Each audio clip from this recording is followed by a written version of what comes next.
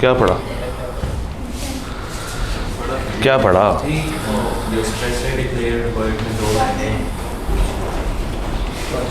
करते हैं पहला सवाल तो ये है कि क्या आपको क्वेश्चन समझ आया? Yes sir. सही समझ आ गया, तसल्ली के साथ समझ आ गया। और व्हाट अबाउट अनड्यू इन्फ्लुएंस? वो भी आ गया। उसके बाद मिस्टेक समझ आ गया।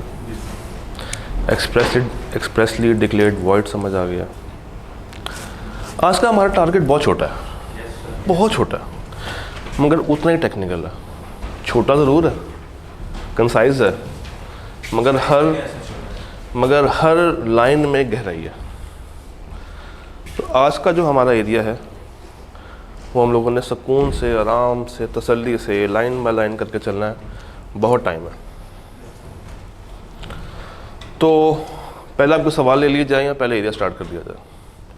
आज आप लोग मुझे बता दें। सवाल लेने पहले मिस कोई सवाल चैप्टर 4 से अभी तक, क्वेश्चन से, वेजरिंग से, अनड्यू इन्फ्लुएंस से, मिस्टेक से, एक्सप्रेसली डिक्लेयर्ड वॉइड से, कौन सी लाइन? कौन से वाला? मिस्टेक का। अच्छा, वो इसका मतलब है फिर आप लोगों ने मिस्टेक पढ़ा है एटलीस्ट। मिस्टेक ऑफ ओपिनियन वाला ना, ये लाइन मैंने जान के छोड़ी थी उस वक्त कि आप लोग पढ़ के आएंगे। इस लाइन के अलावा कोई और सवाल है? क्योंकि ये वो वाहिद लाइन थी जो कि उस मैप में नहीं थी। मिस्टेक ऑफ ओपिनियन, इस लाइन को हम लोगों ने जोड़ना है फ्रॉड के साथ और मिस रिप्रेजेंटेशन के साथ। तो इसलिए भी ये लाइन मैंने फ़िलहाल स्किप की थी वहाँ से। इस लाइन को छोड़ते हुए, फ्रॉड को छोड़ते हुए, मिस रिप्रेजेंटेशन को छोड़ते हुए कंप्लीट चैप्टर से कोई सवाल? इसके अलावा क्लियर है जनाब? कोई सवाल? पक्की बात? घबरा के तो नहीं कह रहे? वेजरिंग के रूल्स किताब भी दिखा दो।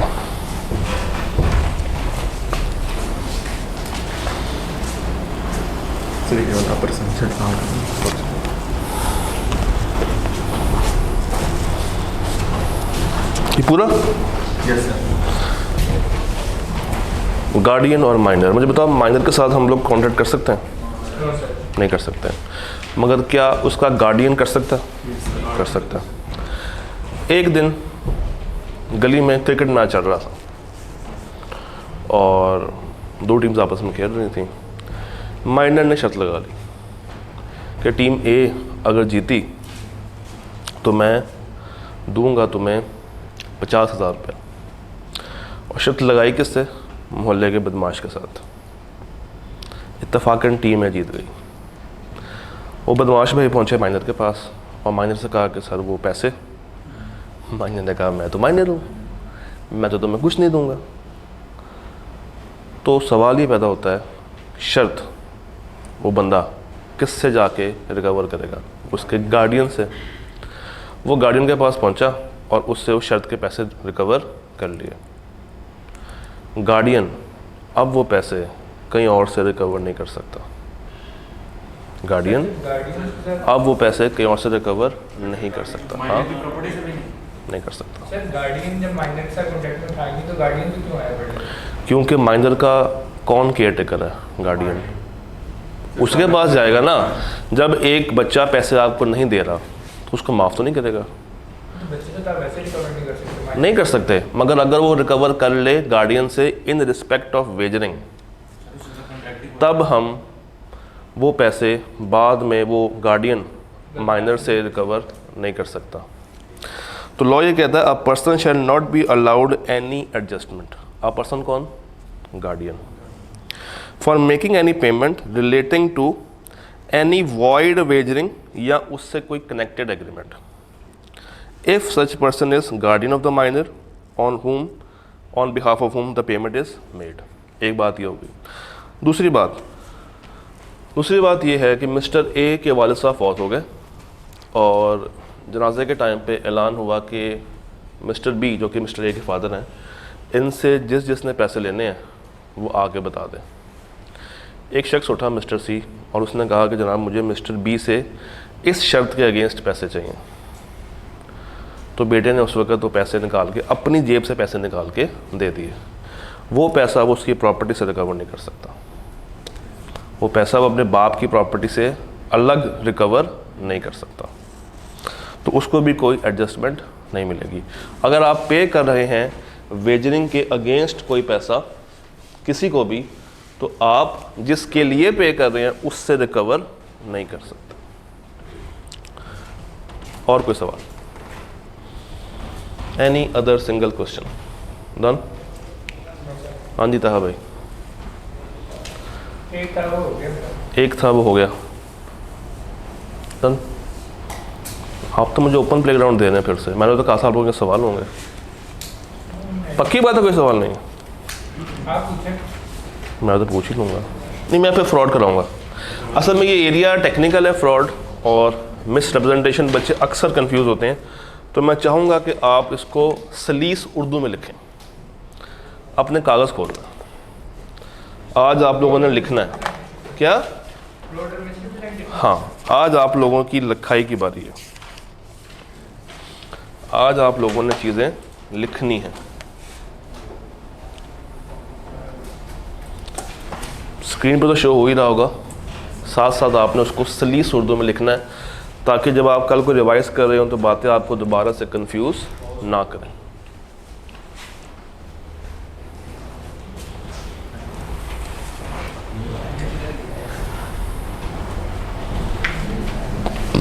हाँ जी, अपने पर्चे निकाल लें, एक अदद कलम निकाल लें। निकाल लिए? शुरू करते हैं। फ्रॉड और मिस रिप्रेजेंटेशन। एक काम करें, आपका पेज ऐसा होना चाहिए जो दोनों साइड ओपन हो। एक तरफ फ्रॉड लिखें और एक तरफ मिस रिप्रेजेंटेशन लिखें, आमने सामने। हाँ, आसानी से आ जाएगा।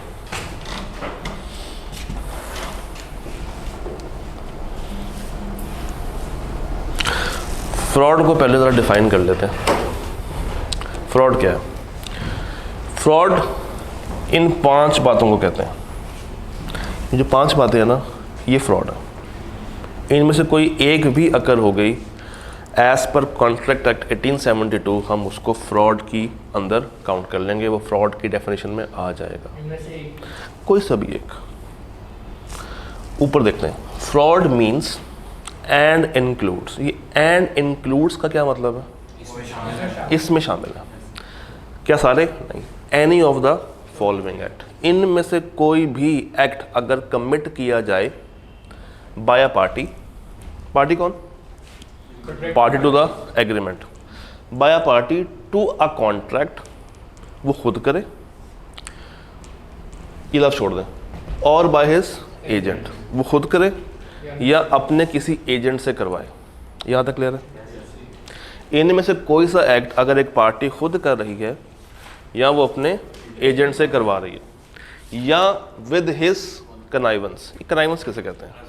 रजामंदी, उसकी रजामंदी से हो रहा हो, खुद करे या खुद ना करे, उसका कोई एजेंट कर रहा हो और उसकी रजामंदी से अगर कुछ हो रहा है, पीछे नियत क्या है? With intention to deceive another party, दूसरी पार्टी को धोखा देना। यहाँ पे नियत बड़ा अहम, बहुत इंपॉर्टेंट रोल प्ले करती है। फ्रॉड नियतन किया जाता है, मिस रिप्रेजेंटेशन में नियत शामिल नहीं होती है। इसमें फर्क कैसे पता चलेगा कि इसकी नियत? सवाल बताएगा आपको, सवाल बता रहा होगा। अगर साइलेंट हुआ तो फिर अज्यूम करेंगे वो फ्रॉड है। Normally with an intention to deceive another party, there to his agent or to induce him to enter into the contract. तो दूसरी पार्टी को डिफ्यूज करना, दूसरी पार्टी को डिसीव करना या उसके किसी एजेंट को डिसीव करना, और किस नियत से करना कि हम उसको कॉन्ट्रैक्ट में एंटर करवाने जा रहे हैं। तो fraud means and includes any of the following act, पांचों भी हो सकते हैं, इनमें से कोई एक भी हो सकता है। Committed by a party to a contract, वो शख्स खुद कर ले, उसकी कनाइवन से हो रहा हो, या उसका कोई एजेंट कर रहा हो। With intention to deceive another party, दूसरी पार्टी को धोखा देने की नीयत होनी चाहिए, पार्टी खुद को या उसके किसी एजेंट को। और to induce him to enter into the contract, या हम उसको धोखा दे के कॉन्ट्रैक्ट में उतार रहे हो। ये ऊपर की 3 लाइनें क्लियर है? ऊपर की 3 लाइनें सलीस उर्दू में क्लियर है? अच्छा, अभी 5 बातें क्या हैं। पहला point, false assertion, the suggestion as a fact of that which is not true. इसमें शायरी है, the suggestion of a fact comma of that which is not true comma by one who does not believe it to be true. कुछ time के लिए ये बीच वाली line छोड़ दें, ये लाइन छोड़ दें, और अब पढ़ते हैं। The suggestion of a fact by one who does not believe it to be true. एक शख्स को पता है कि ये चीज़ गलत है, एक शख्स को पता है कि ये चीज़ गलत है, मगर वो दूसरे को नहीं बता रहा कि ये चीज़ गलत है। वो जानता है, सजेशन एज अ फैक्ट, जो चीज़ वो कहने जा रहा है, जो चीज़, जो क्वालिटी वो बताने जा रहा है, जो बात वो करने जा रहा है, जो फैक्ट वो डिस्क्लोज करने जा रहा है, बाय वन, उसको पता है, वो does not believe it to be true, उसके नॉलेज में है कि ये चीज़ दुरुस्त नहीं है, ऑलरेडी गलत है। Of that which is not true, चीज़ है ही गलत, तो दूसरी पार्टी क्या उससे धोखा खा जाएगी? Definitely yes, definitely yes. अब फॉर एग्जांपल, मैं जाता हूँ गाड़ी परचेज़ करना है, और मुझे ये बताया जाता है कि सर इस गाड़ी का जो इंजन है ना वो आउट क्लास है, इससे अच्छी गाड़ी कोई नहीं है, आपको बड़ा मज़ा आएगा ड्राइव करने में, आप ये गाड़ी परचेज़ कर लें। अब उस शख्स को पता है कि इस गाड़ी का जो इंजन है वो असल नहीं है, रिप्लेस्ड है, चेंज्ड है, मगर वो मुझे ये बात नहीं बता रहा। इसका मतलब है कि वो मेरे साथ फॉल्स असर्शन कर रहा है, वो मेरे साथ झूठ बोल रहा है। इसका मतलब होता है झूठ बोलना, ये लिखते जाए साथ साथ। इसका मतलब होता है झूठ बोलना। फॉल्स असर्शन इज झूठ बोलना, ऐसा फैक्ट बताना जो कि दुरुस्त नहीं है, और जो बता रहा है उसको पता है कि ये चीज़ दुरुस्त नहीं है। ज़्यादातर दुकानदार करते हैं, बिल्कुल ऐसा। आप मार्केट में जाएं, जाके दुकानदार के पास बैठे, वो आपको ऐसी ऐसी क्वालिटीज़ बताएंगे जो कि उस प्रोडक्ट में लिटरली नहीं होती हैं, मगर क्यों? क्योंकि वो आपको इंड्यूस करना चाहते हैं कि भाई आओ और आके हमारे साथ कॉन्ट्रैक्ट करो ताकि हम तुम्हें धोखा दें, तो वो आपको इंड्यूस कर रहे होते हैं। अब वो दुकानदार खुद कर रहा है या उसका कोई सेलमैन कर रहा है, वो कौन होगा? उसका एजेंट माना जाएगा। और वो खुद बैठा है सीट पे, खामोश है, उसकी कनाइवन से हो रहा है, उसकी रजामंदी से हो रहा है। तो पहला पॉइंट, फॉल्स असर्शन इज झूठ बोलना, झूठ बोलना, झूठी बात करना, झूठा क्लेम बताना। हाँ, दोबारा बता दूं, दोबारा सुन लें। The suggestion as a fact, आपने उससे कोई चीज़ पूछी और उसने आपको वो चीज़ गलत बता दी, इस नीयत के साथ बताई कि आप कॉन्ट्रैक्ट में एंटर हो जाएं, और जो चीज़ वो बता रहा है उसको भी पता है कि ये चीज़ गलत है, और वो आपको गलत बात ही बता रहा है, आपसे सिर्फ और सिर्फ झूठ ही बोल रहा है, सच वो आपसे नहीं बोल रहा। तो पॉइंट 1 के आगे लिख लें, झूठ बोलना, झूठा क्लेम बताना, झूठी प्रॉपर्टी बताना, झूठी वैल्यू बताना, झूठा फीचर बताना। असर्शन इज फीचर, वैल्यू या जो भी चीज़ आपसे पूछी जा रही है उसके बारे में बात करना, और वो आप उसको गलत बता रहे हैं, सच नहीं बता रहे हैं। फॉल्स, गलत, असर्शन, उस चीज़ के बारे में स्टेटमेंट या फैक्ट। पॉइंट 1 समझ आ गया? पॉइंट 1 समझ आ गया आपको। अब आए पॉइंट 3 पे, एम्प्टी प्रॉमिस। एम्प्टी किसे कहते हैं? खाली, खाली, खोखला, ऐसा वादा जो आप करें एक दूसरी पार्टी के साथ और दूसरी पार्टी को पता है कि उसने परफॉर्मेंस नहीं देनी। दूसरी पार्टी को पता है कि ठीक है तुम मेरे साथ कॉन्ट्रैक्ट में एंटर हो रहे हो, I knew for a fact कि मैंने ये काम पूरा करना ही नहीं है, मैंने अपनी परफॉर्मेंस देनी ही नहीं है, और वो इस नीयत से आ रहा है कि मैं तुम्हें धोखा दूंगा, तुम्हारे पैसे तुम्हारा सामान लेके फरार हो जाऊंगा, भाग जाऊंगा। एम्प्टी प्रॉमिस, ऐसा प्रॉमिस जो कि पूरा नहीं होने वाला, ना वो पूरा होगा ना कॉन्ट्रैक्ट होगा, ये भाग जाएगा फ्रॉड करके। दूसरी पार्टी बेचारी उसको ढूंढती रहेगी और वो अदालतों के चक्कर काटती रहेगी। एम्प्टी प्रॉमिस का आगे लिख लें खोखला वादा, झूठा वादा, गलत वादा, खाली वादा, या वो वादा जिसको परफॉर्म करने की नीयत ही ना हो। There is no intention to perform but there is an intention to deceive. मैं गया हूँ गाड़ी लेने के लिए, अब इस वक्त गाड़ी का इंजन सही वाला है और उसको मैंने कहा कि यार ये पकड़ो एडवांस और कल आके मैं तुमसे गाड़ी ले लूँगा। एडवांस वाला मैं क्यों दे रहा हूँ कि गाड़ी किसी और को ना बेच दें। तो गाड़ी की वैल्यू थी 10 लाख रुपया, उसको मैंने 2 लाख रुपया टोकन मैंने दे दी, एडवांस दे दिया, व्हाट्सएवर, आप लोग उसको जो मर्ज़ी कॉल कर लें। नेक्स्ट डे वो बंदा गायब है। उसको पता था कि उसने कॉन्ट्रैक्ट में एंटर नहीं होना, वो आपका एडवांस लेके रफू चक्कर हो गया। तो उसने क्या कमिट किया? उसने फ्रॉड कमिट किया। A promise made without any intention of performing it, ऐसा वादा करना जिसमें आपकी नीयत ही ना हो उसको पूरा करने की, उसको आगे मज़ीद परफॉर्म करने की, दैट इज़ एम्प्टी प्रॉमिस, खोखला वादा, खाली वादा। Done. Point 5, any such act or omission as the law specially declares to be fraudulent। कहना ये चाह रहे हैं कि कॉन्ट्रैक्ट एक्ट के अलावा अगर किसी और कानून ने किसी भी चीज़ को फ्रॉड काउंट किया है तो वो इसके मुताबिक भी फ्रॉड माना जाएगा। मनी लॉन्ड्रिंग, मनी लॉन्ड्रिंग तो हर वो एक्ट या omission as the law specially declares to be fraudulent, अगर किसी और कानून ने किसी और चीज़ को फ्रॉड काउंट किया है तो वो यहाँ पे भी इस डेफिनेशन में, इस पॉइंट के अंदर सारी की सारी चीज़ें ऑटोमेटिकली अपने अंदर शामिल कर लेगी। मज़े की बात यह है कि आपको तो नहीं पता कि किस किस कानून ने किस किस चीज़ को कब कब फ्रॉड काउंट किया। तो नॉर्मली आई कैप का जो सिनेरियो बनता है वो ऊपर के 3 में से बनता है, 5वें पॉइंट में से नहीं बनता।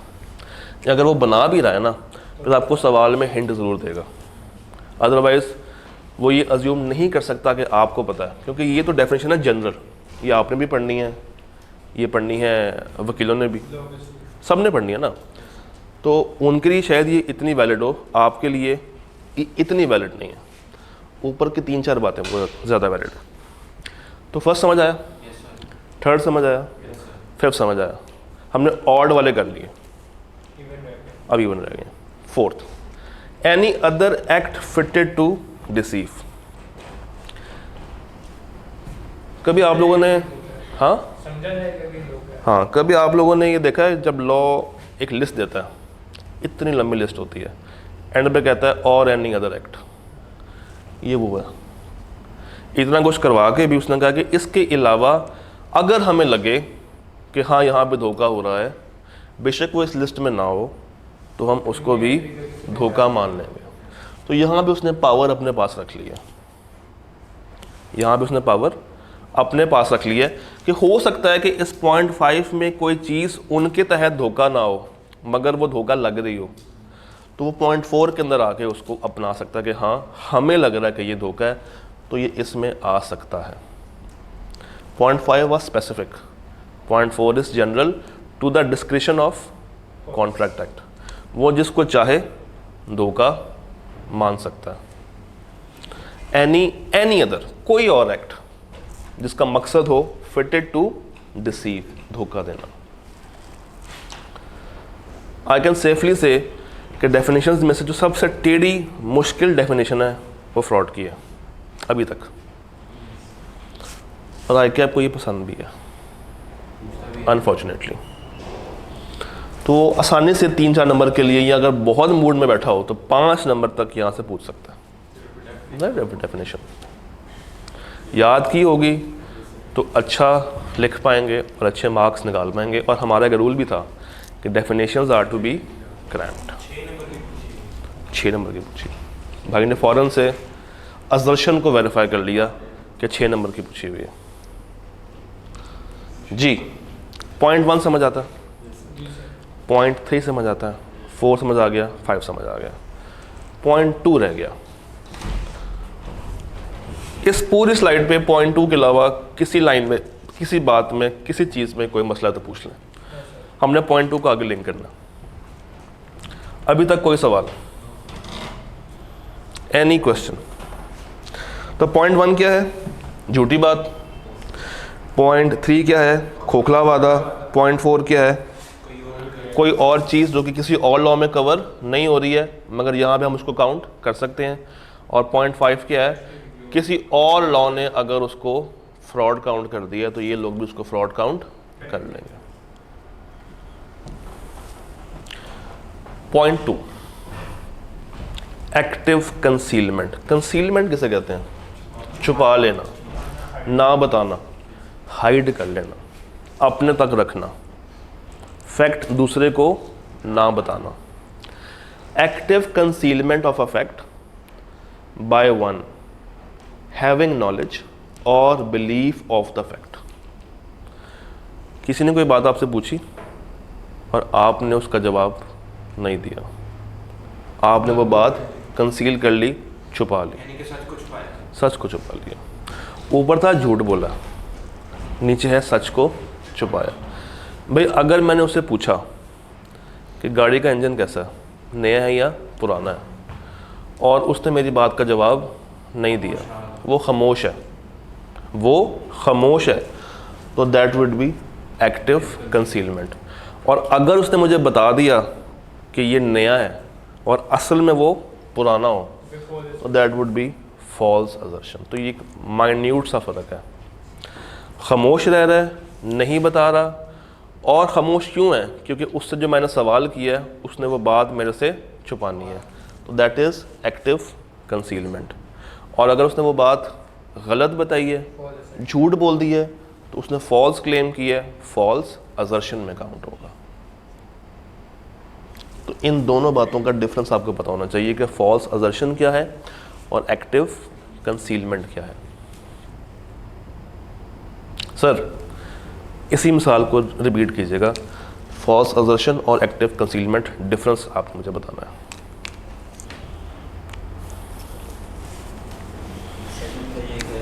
थोड़ा ऊंची बोलना। अगर कोई किसी चीज़ में कोई डिफेक्ट है तो हम उसको जानबूझ के छुपा रहे हैं, जानबूझ के छुपा रहे हैं, उसके पूछने पे हम लोग खामोश हैं, उसको नहीं बता रहे हैं, ना हाँ में जवाब दे रहे हैं ना में जवाब दे रहे हैं, वी आर साइलेंट। हम एक्टिवली कंसील कर रहे हैं, जानते हुए, सोचते हुए, समझते हुए हम एक्टिव पार्टी हैं। वी न्यू के मसला है but we are hiding, we are concealing the fact. ऊपर क्या था कि हमने जो बात बताई है वो बात है ही झूठी, हमने उसको झूठी बात ही आगे कन्वे की है। मैं आपके पास आता हूँ और आपसे पूछता हूँ कि यार ये तो जो तुम्हारी वेस्टकोट है तुमने कहाँ से ली है, मुझे बहुत पसंद आई है। आपने मुझे बताया कि यार ये तो मैंने बहुत महंगी जगह से ली है और ये 10,000 रुपये की है। मैंने कहा यार तुम मुझे इस तरह की मंगवा के दोगे? हाँ, आपने कहा मैं मंगवा दूंगा मगर अब उसकी अमाउंट 12,000 रुपये है। मैंने आपको 12,000 रुपये पे कर दिया। असल में वो 12,000 रुपये की नहीं थी, वो 2,000 रुपये की थी, और वो आपने कहाँ से ली थी? LB स्टोर से ली थी, लंडा बाज़ार स्टोर से ली थी। तो यहाँ पे क्या हुआ, आपने सच को मेरे तक नहीं पहुँचने दिया, आपने झूठ बोला कि ये चीज़ 12,000 रुपये की है, असल में थी 2,000 रुपये की। आपने उस वेस्टकोट के लिए झूठ बोला, फॉल्स असर्शन की। इसी चीज़ को चेंज कर लेते हैं।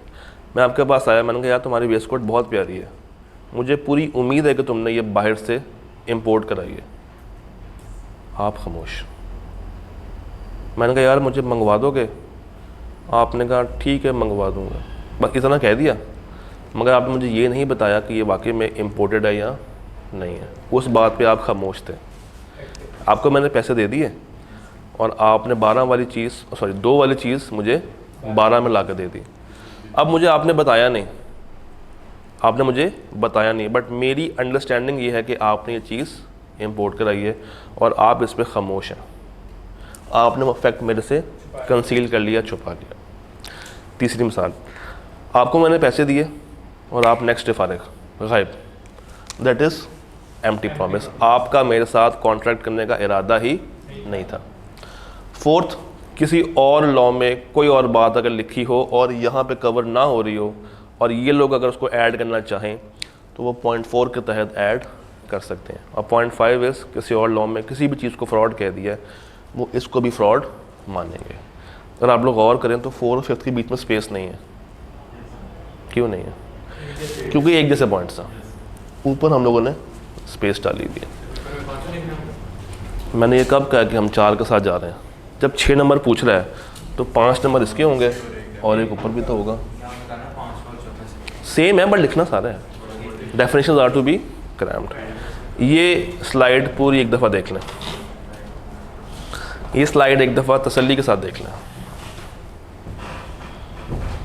फ्रॉड की डेफिनेशन सुकून के साथ हज़म करें, डाइजेस्ट करें।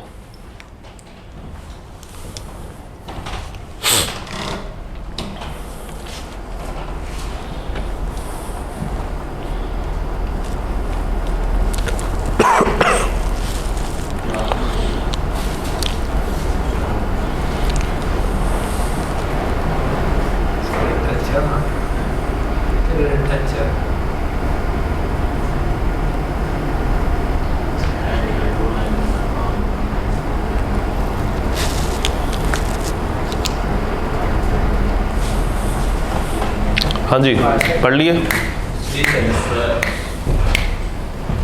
फ्रॉड समझ आ गया? एक्टिव कंसीलमेंट क्या है? दूसरी पार्टी क्या है? खामोश है। एक्टिव कंसीलमेंट, दूसरी पार्टी से जब कोई चीज़ पूछी गई तो उसने मुझे उसका प्रॉपर आंसर नहीं दिया, वो खामोश है। वो कौन है? खामोश है। यहाँ से एक बहस शुरू होती है कि क्या हमेशा साइलेंस फ्रॉड माना जाता है या नहीं माना जाता। सोच के बताइएगा, मैंने पीछे जो मिसाल दी थी एक्टिव कंसीलमेंट की, क्या इनसे मैंने पूछा था कि ये वेस्ट कोट कहाँ से है, कहाँ से नहीं है?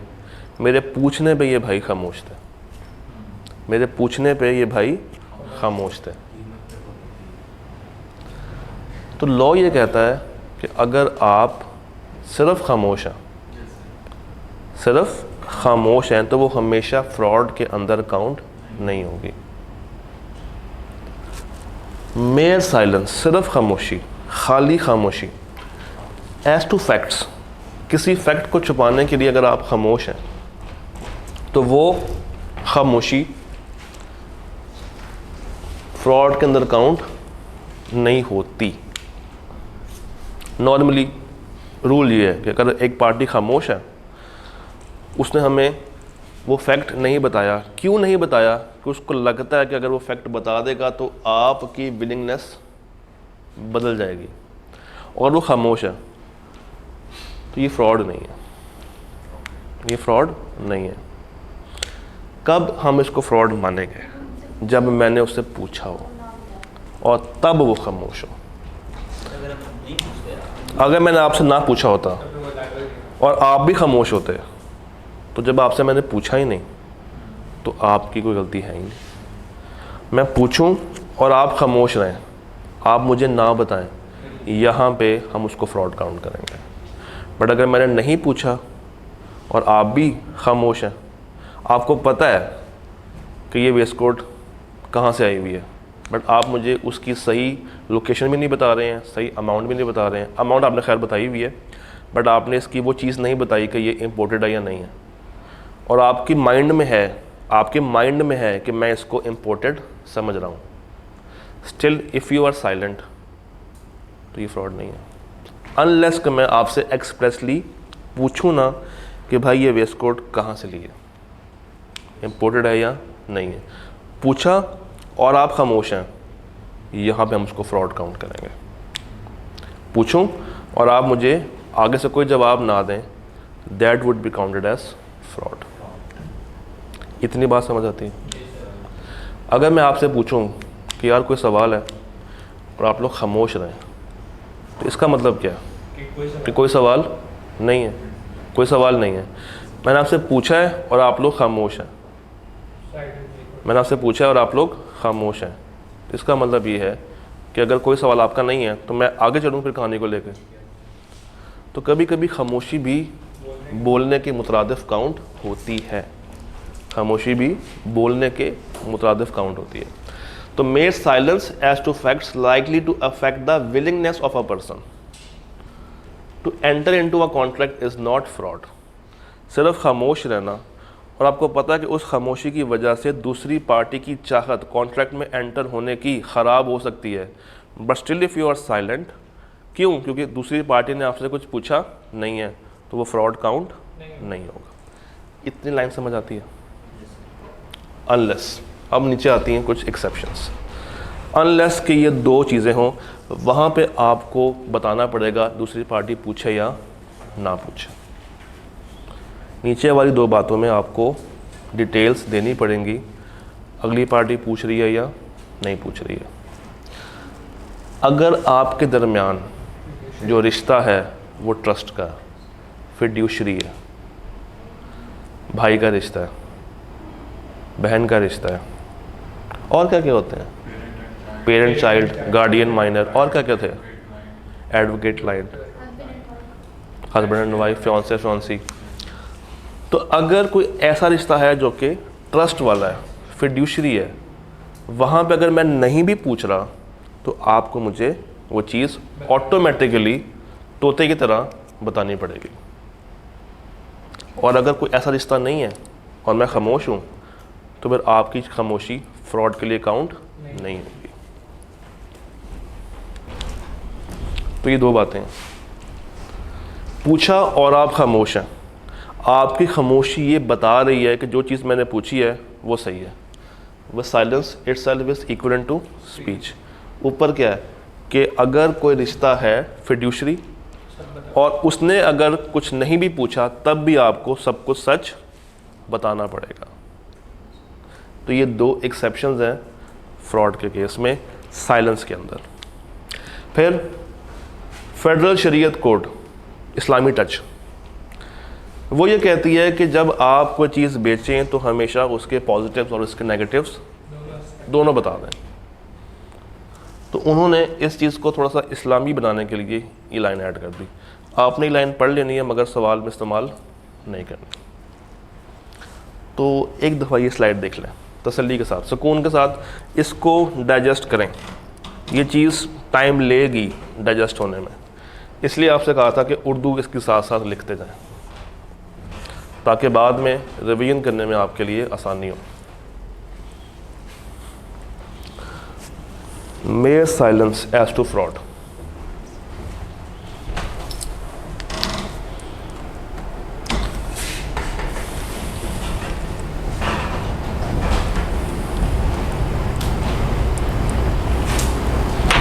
If there is any fiduciary relationship तब आपको ये चीज़ बतानी है, और अगर फिड्यूशरी नहीं है तो आपकी खामोशी फ्रॉड के लिए काउंट नहीं होगी। और अगर आपसे कुछ ना पूछा जाए और आप खामोश हैं तो कोई मसला नहीं है, बट अगर आपसे पूछ लिया और उस वक़्त आप खामोश हैं तो वो खामोशी आपकी चीख चीख के बता रही होगी। भाई मैं आपसे पूछ रहा हूँ कि यार ये जो किताब है, ये किताब बी लॉ की है ना, बी लॉ की है ना, और आप खामोश हैं, और किताब वाकई में बी लॉ की ना हो, सी लॉ की हो, तो आपको मुझे ये बताना पड़ेगा कि भाई बी लॉ की नहीं है, सी लॉ की किताब है। और अगर आपसे मैंने नहीं पूछा और मैंने किताब आपसे जाके परचेज़ कर ली, ना मैंने कुछ पूछा ना आपने कुछ बताया, तो ये फ्रॉड नहीं। पूछूंगा तो खामोश है, फ्रॉड है। ना पूछूं, आप भी खामोश हैं, तो कोई मसला नहीं है।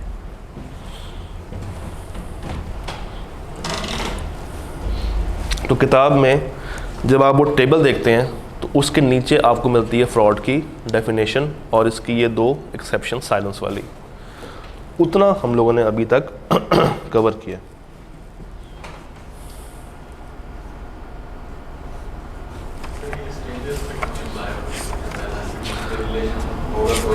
कानून ये कहता है कि आपने अपनों को लाजमी बताना है, अपनों से आप धोखा नहीं कर सकते। बाहर वाला अगर पूछ रहा है तो बता दो, अगर वो नहीं पूछ रहा तो फिर नहीं। हाँ, इसलिए तो नीचे लिखा हुआ है असल में, जो उन्होंने जो टच ऐड किया ना इस्लामी, इसलिए किया है कि अगर कोई बाहर वाला भी हो तो आप पे फ़र्ज़ है एज़ पर शरीयत लॉज कि आपने हर एक को उसके पॉजिटिव्स और उसके नेगेटिव्स बताने हैं। नहीं बता रहे हैं तो इस्लामिक तौर पे गलत है, मगर एज़ पर कॉन्ट्रैक्ट एक्ट वो फ्रॉड के लिए काउंट नहीं होगा। हाँ, बताना बिल्कुल ऐसे ही।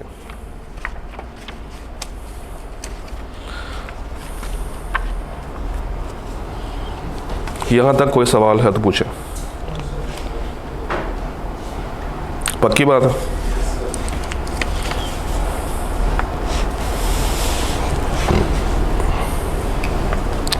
ए ने बी को लोकल गुड्स बेचे, ये कह के बेचे कि ये लोकल गुड्स नहीं है, ये इंपोर्टेड गुड्स है, और उसने बाय भी कर लिया। क्या ये फॉल्स असर्शन है या एक्टिव कंसीलमेंट है? पक्की बात है, कोई डाउट तो नहीं किसी को। वो कह के बेच रहा ना कि ये इंपोर्टेड है, थे वो लोकल। अच्छा, buying goods under a contract of sale with an intention of not paying the price, ये एम्प्टी प्रॉमिस है, उसको मैंने पे नहीं करना। A sells by auction to B a horse which A knows to be unsound. A ने B को एक घोड़ा बेचा और उसको पता है कि ये घोड़ा दिमागी तौर पे दुरुस्त नहीं है। A says nothing to B about the horse. A ने बी को कुछ नहीं बताया और ए और बी के दरमियान कोई रिश्ता फिड्यूशरी नहीं है और बी ने भी उससे नहीं पूछा, तो क्या ये फ्रॉड काउंट होगा या नहीं होगा? क्या ये फ्रॉड काउंट होगा या नहीं होगा? होगा या नहीं होगा? ये फ्रॉड काउंट नहीं होगा। उसके बाद B says to A, B ने ऐसे कहा, if you do not deny it I shall assume that the horse is sound. B ने ए से कह दिया कि अगर तुम ये इनकार नहीं करोगे तो मैं ये अज्यूम कर लूँगा कि ये हॉर्स का दिमागी तवाज़ुन दुरुस्त है। ए सेज नथिंग, ए भाई खामोश है। ए का जो साइलेंस है that now would be equivalent to speech. क्यों? उसने पूछा है। अब अगर वो नहीं बता रहा तो ये लाइबल होगा, ये फ्रॉड के लिए चीज़ क्वालिफाई कर जाएगी। दोनों में आ सकता है, नहीं दोनों में आएगा ना। अगर वो पूछ रहा है और वो नहीं बता रहा तो that would B actively conceal भी कर रहा है और साइलेंस रह के उसको फ्रॉड भी दे रहा है।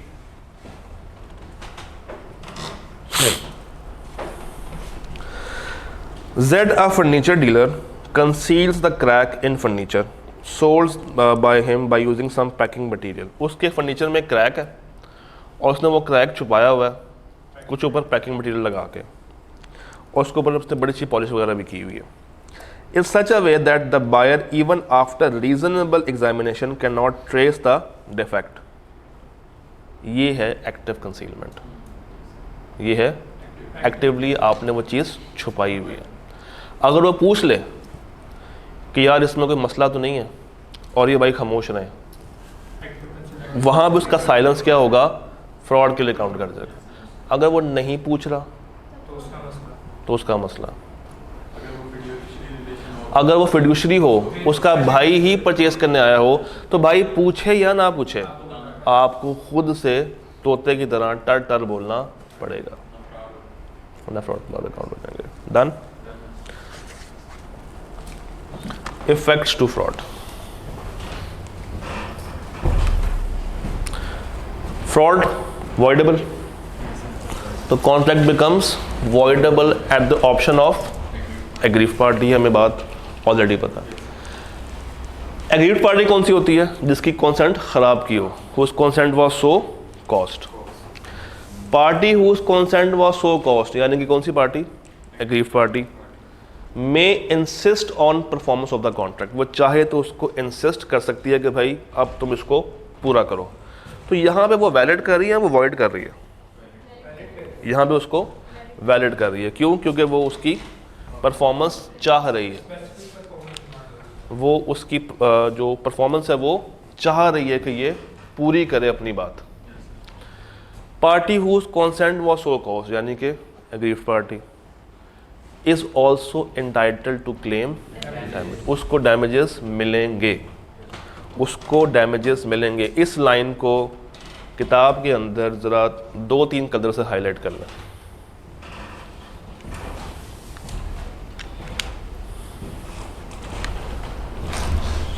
दो तीन रंग पकड़ें, इसके अगेंस्ट डब्बा बना लें, कुछ भी कर लें, इसको हाईलाइट कर लें। डैमेजेस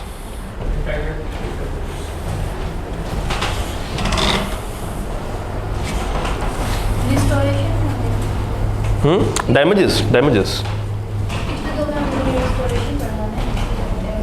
डैमेजेस क्या होते हैं? डैमेजेस में और रेस्टोरेशन में फ़र्क होता है। रेस्टोरेशन इज़ के आप सब कुछ ओरिजिनल टर्म्स पे ले आते हैं। डैमेजेस के अगर आप पूरा भी करवा रहे हैं या ख़त्म कर रहे हैं, स्टिल आप कोर्ट में जाके उसके ख़िलाफ़ उससे पैसे ले सकते हैं जो कि आपका नुकसान हुआ। डैमेजेस नुकसान की भरपाई।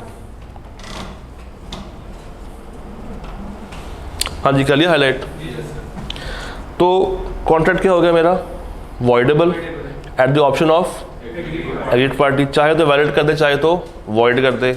वैलिड कर, अगर वो वैलिड कर रही है, इट मीन्स कि वो दूसरी पार्टी को इंसिस्ट कर सकती है कि आओ और आके परफॉर्मेंस दो। नीचे क्या है? एग्रीड पार्टी इज एंटाइटल्ड, वो हक रखती है कि वो डैमेजेस क्लेम कर सके। तो क्या हमेशा हम एग्रीव्ड पार्टी को ये राइट देंगे? इसमें मज़ीद एक्सेप्शंस हैं। यहाँ पे एग्रीव्ड पार्टी अगर ये दो में से कोई एक काम कर सकती थी और उसने नहीं किया तो उसके पास वॉइडेबिलिटी की शर्त ख़त्म हो जाएगी, फिर ये वॉइड नहीं कर पाएगी, उसको वैलिड मानना पड़ेगा। तो वॉइडेबिलिटी को अगर ख़त्म करना हो तो इन दो में से कोई एक चीज़ आपने देख लेनी है। अगर इन दो में से कोई एक चीज़ मौजूद नहीं है तो वो उसको वॉइड नहीं कर पाएगी, फिर उसको हमेशा उसको वैलिड ही रखना पड़ेगा। नहीं, कुछ एक फॉर एग्ज़ाम्पल भाई गाड़ी वाली बात कर लेते हैं। मेरे पास एक ऑल्टो है, मगर वो ऑल्टो 800 सीसी है, 1000 सीसी नहीं है, और मैंने आपको वो ऑल्टो बेचनी है। आप मेरे पास आते हो, आप कहते हो कि सर ये आपके पास ऑल्टो खड़ी हुई है, मुझे आपसे ये ऑल्टो परचेज़ करनी है। मैं आपसे कहता हूँ हाँ बेहतरीन गाड़ी है, लश गाड़ी है, सब कुछ सही बताया, और कहा कि यार ये 800 सीसी गाड़ी है, ये मेरे नाम पे है, इतने पैसे की मैं आपको दूंगा, आप परचेज़ कर लो। मैं खड़ा हुआ हूँ एक ऐसी मार्केट में जो कि गाड़ियों की मार्केट है, वहाँ पे 200, 300, 400 गाड़ियाँ सेल हो रही हैं। सिर्फ मैं ही नहीं हूँ, और भी डीलर्स वहाँ पे मौजूद हैं। मेरे पास ऑल्टो है 800 सीसी वाली। आपने एक सवाल किया मेरे से कि सर ये इसमें 1000 सीसी पड़ी हुई आपके पास। अब मुझे पता है कि मार्केट में 1000 सीसी की ऑल्टो अवेलेबल है, मगर मैं ये चाहता हूँ कि आप मार्केट की नहीं मेरी गाड़ी ख़रीदो जो कि है 800 सीसी वाली। आपने पूछा 1000 सीसी और उस पे मैं खामोश हूँ, क्या यहाँ पे फ्रॉड हो रहा है? हो रहा है ना। उसने पूछा है मेरे से, आपने पूछा कि सर क्या इसमें 1000 सीसी अवेलेबल है, और आपके इस सवाल के ऊपर मैं खामोश हूँ, मैं साइलेंट हूँ, मैंने एक्टिव कंसीलमेंट कर ली, मैं साइलेंट हूँ। अब कानून ये कहता है कि ठीक है फ्रॉड तो हो गया, आप बन गए हो एग्रीव्ड पार्टी, अगर आप कुछ जद्दोजहद करके, कुछ ऑर्डिनरी डिलीजेंस के साथ मार्केट में हो ना, पता कर लो जाके कि यार क्या वाकई में ऑल्टो 800 सीसी से ऊपर का कोई वेरिएंट मौजूद है या नहीं है। अगर आप इतना भी नहीं कर सकते तो ये गलती आपकी है, ये गलती इन भाई साहब की है। आपको मार्केट में जाके कंफर्म करना चाहिए क्या वाकई में ऑल्टो 800 सीसी से ऊपर की मिलती है या नहीं मिलती है। तो अगर आपने कोई भी तरीका इस्तेमाल नहीं किया उस सच तक पहुंचने के लिए बाय ऑर्डिनरी डिलीजेंस,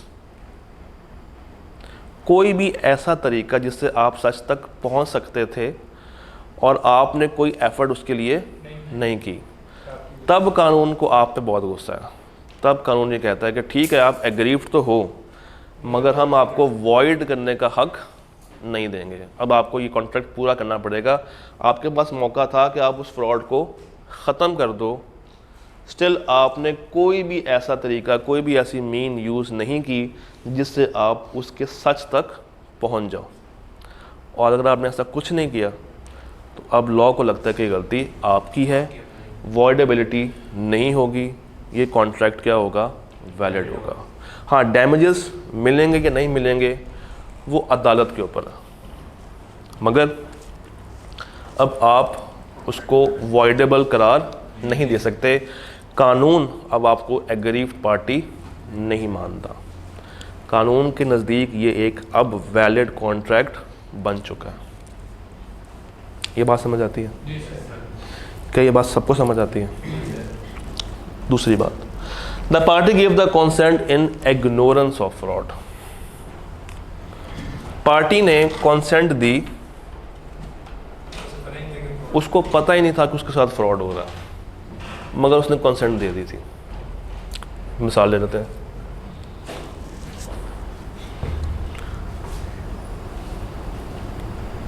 आपके पास कोई पानी की बोतल है और मुझे वो पानी की बोतल चाहिए। मैं आपके पास आया, मैंने आपसे कहा यार आपके पास जो पानी की बोतल है वो मुझे बहुत अच्छी लग रही है, क्या आप ये मुझे बेचना चाहोगे? आपने जनाब मुझे उस पानी की बोतल के वजीफ़े बताने शुरू कर दिए कि उसका ये फ़ायदा है, ये प्लास्टिक की बनी हुई है, इसका प्लास्टिक बहुत अच्छा है, इसका जो सील है वो बहुत अच्छी है, सील टाइट है, एयर टाइट है, जो इसके ऊपर कागज़ लगा हुआ है वो कागज़ एक अच्छी क्वालिटी का लगा हुआ है, पानी जो है इसमें 600 मिलीलीटर आता है, इसका पानी जो है वो पता नहीं कौन से आबशार से निकल के कहाँ से प्योरीफाई होकर हम लोगों ने इसमें पैक किया हुआ है। सारी कहानी मुझे आपने बता दी। मज़े की बात यह है, मैं आपसे जो पानी की बोतल ख़रीद रहा हूँ, मुझे इसी से गर्ज़ नहीं है कि उसका मटेरियल क्या है, उसमें सील लगी है या नहीं लगी, उसका पानी कैसा है, पानी फिल्टर्ड है या नहीं है, पानी किस आबशार से है, पानी कितने मिलीलीटर है, मुझे इस चीज़ की ज़रूरत नहीं है। मैं क्यों ख़रीद रहा हूँ, मेरे लिए क्या रीज़न है, मेरे लिए क्या बेसिस है, मैंने उस पानी से सिर्फ हाथ धोने थे, बट आपने मुझे उस पानी की 3500 चीज़ें बतानी शुरू कर दी, मगर मेरे लिए उसका यूज़ क्या था, सिर्फ मैंने हाथ धोने थे। तो अब आपसे मैंने वो बोतल परचेज़ कर ली और मैंने उसे हाथ धो लिया आपके सामने। आप भी परेशान हो गए, यार इसको मैं भी बातें बताता रहूँ, तो सिर्फ हाथ धोने थे। परसों आफ्टर 2 डेज़ मुझे मार्केट से पता चला कि जो आपने क्लेम किए थे उस वाले आबशार के, वो वाले प्यूरीफायर के, वो सारे क्लेम गलत हैं। मैं आपके पास आया, मैंने कहा सर वो आपने मेरे साथ फ्रॉड कर दिया। आपने कहा कब? मैंने कहा जो आपने पानी की बोतल मुझे बेची थी, आपने ये वाला क्लेम किया था, असल तो ये चीज़ है ही नहीं। आप आगे से कहोगे कि सर आपने पानी क्यों परचेज़ किया था? हाथ धोने के लिए। तो हाथ धोना, पानी कहाँ का हो कहाँ का ना हो, अब आपको इससे फ़र्क नहीं पड़ता। आपको जिस मकसद के लिए वो पानी की बोतल चाहिए थी, आपका वो मकसद पूरा हो गया, दैट्स इट। इसमें कोई फ्रॉड काउंट नहीं होगा। इसका मतलब क्या है? इसका मतलब ये है कि जो चीज़ मुझे चाहिए, मुझे आप तक वो बात पहुंचानी है कि मुझे इसके साथ करना क्या है। अगर मैंने वो बात आप तक पहुंचाई है, स्टिल आप खामोश हो, तो ये फ्रॉड है। और अगर मैंने आप तक वो बात नहीं पहुंचाई जिस रीज़न से मैं वो पानी की बोतल परचेज़ करने के लिए आया हूँ, और आपने मुझे उसके वजीफ़े तो बताने शुरू कर दिए हैं, स्टिल उसमें से कोई भी बात मेरे लिए इतनी रेलेवेंट नहीं थी, तो वो फिर फ्रॉड के लिए क्वालिफाई नहीं करेगा। तो वहाँ पे मैं उसको वॉइडेबल नहीं कर सकता, अब मेरे लिए वो वैलिड ही है। इसकी एक और मिसाल किताब में लिखी हुई है, घोड़े वाली मिसाल। वो क्या है कि एक, चलो आपको घोड़ा चाहिए और आप गए इन भाई साहब के अस्तबल में, इन्होंने घोड़े पाले हुए हैं। आपको घोड़ा चाहिए था रेस के लिए, घोड़ा हो काले रंग का, घोड़े के बाल हो लंबे और घोड़ा हो खूबसूरत, ये आपके माइंड में था। जब आप एंटर हुए तो इनके अस्तबल में एक नोटिस लगा हुआ था, इस पर लिखा हुआ था कि हमारे अस्तबल के तमाम तर घोड़े साउंड माइंडेड है। क्या है? साउंड माइंडेड है। आपने जाते हुए वो नोटिस को गौर से नहीं देखा और आप अंदर चले गए। अंदर गए तो आपको वैसा ही घोड़ा मिल गया, काला, खूबसूरत, लंबे बालों वाला, अच्छी हाइट वाला, जो आपको चाहिए था। आप इनसे घोड़ा परचेज करके बाहर आ गए, एक वैलिड कॉन्ट्रैक्ट है। 2 दिन के बाद आपको ये पता चला कि ये घोड़ा साउंड माइंडेड नहीं है, अनसाउंड है। आप ये घोड़ा लेके वापस गए इनके पास, और अब जब आप एंटर हुए अस्तबल में तो अब आपको सामने लिखा हुआ नोटिस नज़र आया। आपने वो पढ़ा जिस पे लिखा हुआ था कि हमारे अस्तबल के तमाम तर घोड़े साउंड माइंडेड हैं। मगर जिस टाइम पे आप कॉन्ट्रैक्ट में एंटर हो रहे थे उस टाइम पे आपने ये साउंड माइंड वाली शर्त सामने नहीं रखी थी, इग्नोर मारी थी आपने। आपको क्या क्या डिमांड थी? काला हो, लंबा हो, हाइट अच्छी हो, बालों वाला हो, सब कुछ हो, वो आपको मिल गया। अब आपने कहा कि यार अच्छा ये तो नोटिस लगा हुआ है, तो अब मैं जाके इस पर फ्रॉड का केस कर सकता हूँ। कानून ये कहता है कि उस टाइम पे इन्होंने वो नोटिस लगा के आपको फ्रॉड में एंटर करने की कोशिश की थी, मगर आपने उनकी कोशिश को पकड़ा ही नहीं। अगर आपको बाद में पता चला है कि इन्होंने आपसे फ्रॉड किया था, तो अब ये गलती आपकी है। उस टाइम पे बेसिस क्या थी कॉन्ट्रैक्ट में एंटर होने की? एक अच्छा रेस वाला घोड़ा। उस टाइम पे आपने ये नहीं कहा था कि that should be sound minded. इन्होंने वो बात छुपाई, आपने पूछा ही नहीं। पूछते तो फ्रॉड काउंट होता। आपने भी नहीं पूछा, इन्होंने भी आप तक वो बात नहीं पहुंचाई। बाद में अगर आपको पता चला कि इन्होंने आपसे धोखा किया है, तो कानून ये कहता है कि अब वो धोखा नहीं है, आप अब इसको धोखा करार, फ्रॉड करार नहीं दे सकते। मेयर पार्टी जिसकी ने आपको कंसेंट दी है वो सही है, आपने अपनी किसी बेसिस की वजह से उसका फ़ैसला किया था, उसकी बात को आपने पकड़ा ही नहीं, उसकी बात को आपने पकड़ा ही नहीं। तो ये 2 एक्सेप्शंस हैं, ये आपको पता होनी चाहिए। ICAP इसमें से सिनेरियोज निकाल सकता है, निकाले भी उसने खैर। तो एग्रीव्ड पार्टी उस वक्त नहीं बनेगी जब उसके पास ऑर्डिनरी मीन्स थे to search for the truth. Second point, ignorance. अगर आपने उस टाइम पे इग्नोर किया था तो अब कानून भी आपको इग्नोर कर रहा है। ये स्लाइड पढ़ लें एक दफ़ा, तसल्ली के साथ एक्सेप्शंस को देख लें, कोई मसला हो तो फौरन से पूछें। एरिया छोटा है मगर एरिया में डिस्कशन ज़्यादा है। एक्सेप्शन में पोर्टेबिलिटी के क्लेम, डैमेजेस क्लेम हो सकते हैं कोर्ट से? कोर्ट चाहे तो हो सकता है। इसमें बर्डन ऑफ प्रूफ वाला पॉइंट किस पे आएगा? एग्रीव्ड पे आएगा।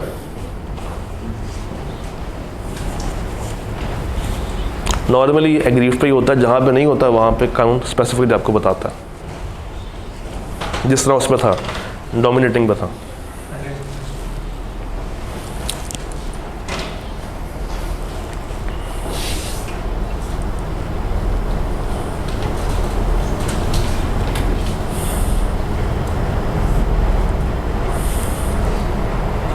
वाह, बेनज़ीर की तरफ से आपका फ़ंड रिसीव हुआ है। आप मज़ीद मालूमात के लिए रिटर्न व्हाट्सएप पर SMS रिप्लाई करें, कॉन्टैक्ट वाया व्हाट्सएप ओनली।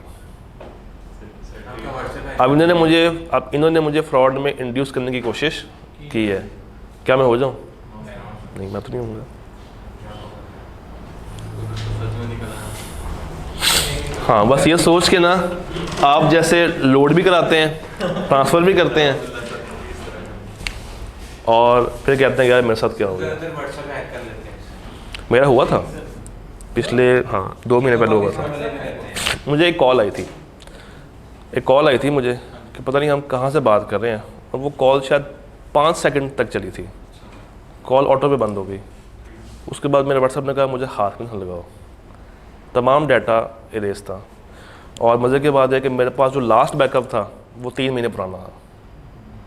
तो फिर 3 महीने पुराना लोड किया, वापस सब कुछ दोबारा किया। तो इस तरह की चीज़ें चल रही हैं। हाँ, इनके लिंक्स को ओपन नहीं करना चाहिए। कुछ भी नहीं करना चाहिए। आजकल तो दुनिया वैसे ही ख़राब है। क्या बनाया था? टेलीग्राम के चैनल से एक लिंक बनाया था, उसमें से आपका कैमरा हैक हो जाता है। कैमरा हैक होता है। कैमरा आप देख सकते हैं। सही तुम्हारे पैसे घूमे, लिटरली सही तुम्हारे। You deserve that.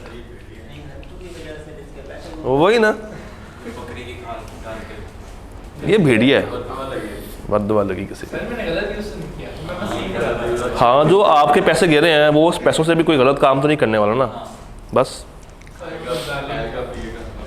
हाँ जी, वापस आ जाए स्लाइड पे। फ्रॉड हमारा ख़त्म हुआ है प्यारे भाई, फ्रॉड हमारा ख़त्म हो गया है। मगर ये स्लाइड बहुत इंपॉर्टेंट है, स्पेशली ये 2 बातें। इसको तसल्ली के साथ देख लें, एग्जाम्पल्स को माइंड में लाएं और सोच के मुझे बताएं कोई सवाल।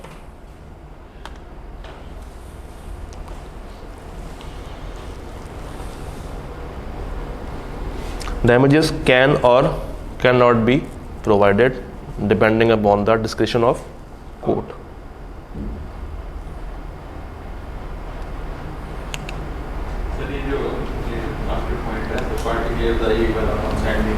कौन सा?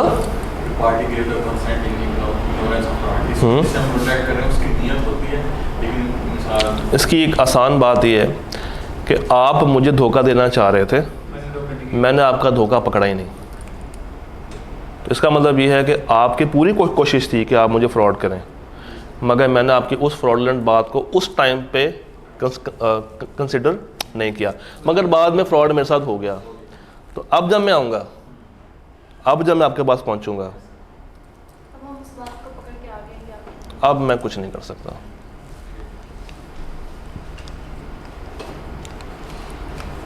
फ्रॉड डेफिनेशन क्लियर है, साइलेंस क्लियर हो गया, इफेक्ट समझ आ गया।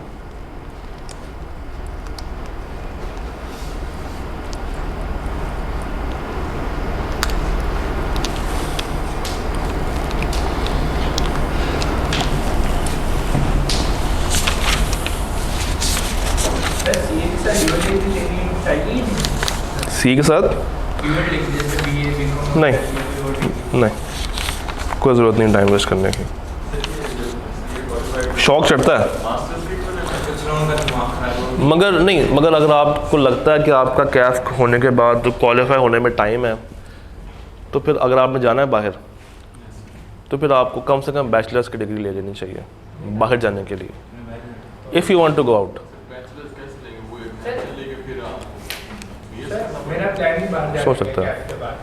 तो ये इंटरव्यू मुझे यहाँ पे 1.5 साल की करनी पड़ेगी या मैं बाहर करवा सकता हूँ? आर्टिकल्स यहाँ करने पड़ेंगे, आर्टिकल्स पूरे करके जाने पड़ेंगे। CFAP के लिए क्वालिफाई हो के जाना पड़ेगा। CFAP के पेपर्स आप बाहर बैठ के दे सकते हैं, मगर जाने के लिए आपके आर्टिकल्स पूरे हों, प्लस बैचलर्स हो अगर आपने CA की तरफ से जाना है। तो ये 2 चीज़ें हैं। असल में बैचलर की इज़्ज़त है बाहर, ये एटलीस्ट उनको पता हो कि आपने वो डिग्री शुरू की हुई है। हाँ, 3.5 साल आर्टिकलशिप के पूरे होने चाहिए ना फिर। पौने चार साल प्रोबेशन को काउंट करके सर 1.5 साल के बाद सीफा स्टार्ट नहीं होगा? हो जाता है, साल के बाद होता है अब तो फिर आप सीफा में तो जा सकते हो ना बाहर। तो। हाँ, मगर आर्टिकल्स तो पूरे कर लो, आर्टिकल्स तो पूरे करो। असल में CFAP के लिए क्वालिफाई हो गया, साल के बाद आप फर्म को छोड़ दो तो फर्म आपको NOC दे देगी कि भाई जाओ, हम इस बंदे को जानते नहीं कौन है कौन नहीं है। तो जैसे यहाँ से KPMG है, KPMG में गया और KPMG ने मुझे अपने UK वाली में शिफ्ट कर दिया। अब वो उनकी अपनी मर्जी है ना, अगर वो करते हैं तो नहीं, अगर वो कर रहे हैं और उनका बाहर सेटअप है तब तो ठीक है। वो ये काउंट होगा कि आपके आर्टिकल्स बाहर से हो रहे हैं, मगर आप कहाँ पे रजिस्टर्ड थे? पाकिस्तान में। डायरेक्ट आप बाहर नहीं जा सकते।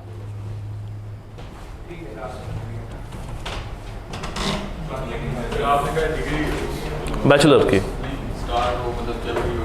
मतलब या तो आपने शुरू की हो और आप बीच में जाना चाह रहे हो, कुछ साल 1.5 साल लगा लिया हो, तो कागज़ों में आ रहा हो कि हाँ ये बच्चा कर रहा है, तो आपको नौकरी मिलने में ज़रा सी आसानी होती है। बिल्कुल ही फारिग जाएंगे, मैट्रिक पास बन के जाएंगे, तो उनके लिए तो आपका कैफ कुछ भी नहीं है।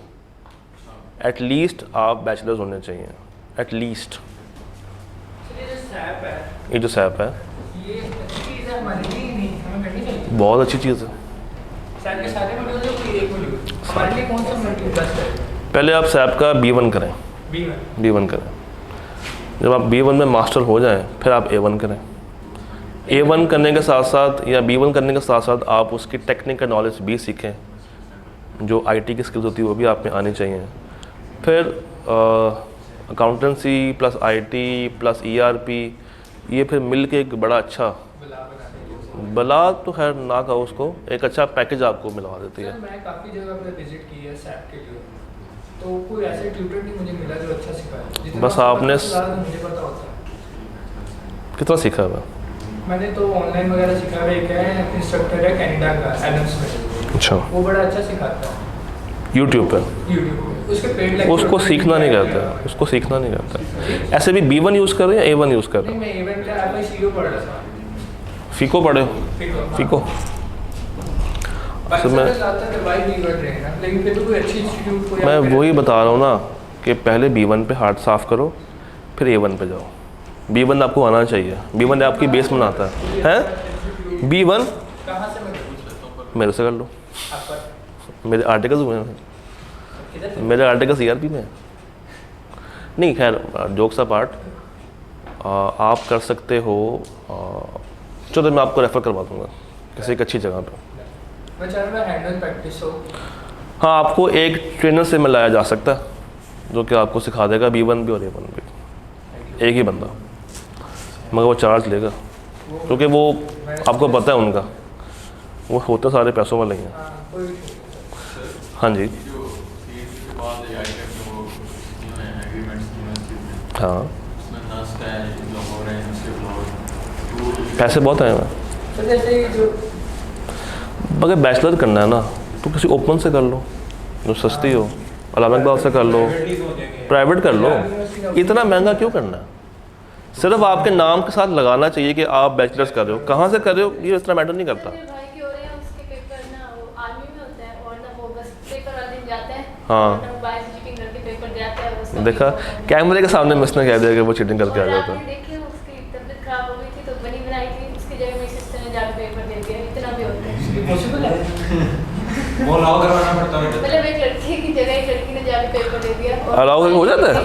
अलाउ करवाना पड़ता है। कैसे? बोर्ड में पंजाब में नहीं होता पैसे वैसे। करने पड़ते हैं, वो पंजाब से करते हैं। अच्छा पंजाब से पंजाब यूनिवर्सिटी नहीं, पंजाब कॉलेज के करते हैं। अच्छा, सर पंजाब यूनिवर्सिटी में चीटिंग करने का सोर्स, हाँ, पंजाब यूनिवर्सिटी में चीटिंग का सोर्स का पेपर है। ये किसी भी मेरे पास कोई सोर्स नहीं है। बैचलर की डिग्री कहीं से जहाँ से पढ़ते हो, ये बार आपको एक शफा चाहिए होता है कि ये बैचलर है। आपको बस ये दिखाना है कि आपके पास एक डिग्री है या आप कर रहे हो। अच्छा देखो, फ्रॉड खुद करने जा रहा है, ये फ्रॉड समझ आता है, ये समझ आती है। आगे चलें, आगे चलते हैं, वापस आ जाएं, वापस आ जाएं, वापस आ जाएं, वापस आ जाएं। पेपर करना बुक के भी नहीं लाया। शायद भाई अगले पे चलते हैं। यही नहीं है।